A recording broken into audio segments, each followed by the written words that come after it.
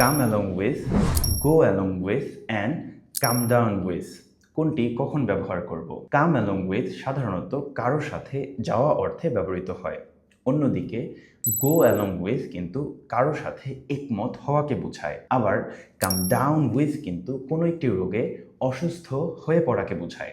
এবার চলো আমরা এক্সাম্পলের মাধ্যমে আরও প্রপারলি বোঝার চেষ্টা করি। ধরো তোমার একজন ফ্রেন্ড সাবরিনা। সাবরিনা লাইব্রেরির দিকে যাচ্ছে।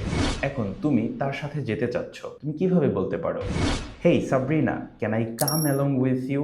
আবার তুমি এবং সাবরিনা একসাথে লাইব্রেরির দিকে যাচ্ছ। এর মধ্যে সাবরিনা তোমাকে বলল যে আজকে আমরা 3টা বই কিনবো, 2টা পেন কিনবো এবং একটি পেন্সিল কিনবো। তুমি তার এই প্ল্যানটির সাথে একমত। কিভাবে বলতে পারো, alright, I will go along with your plan. আবার লাইব্রেরি থেকে বাসায় ফিরে তুমি জ্বর অনুভব করছো। এবার তুমি সাবরিনাকে কল করলে, কল করে বললে, hey Sabrina, I think I have come down with a fever.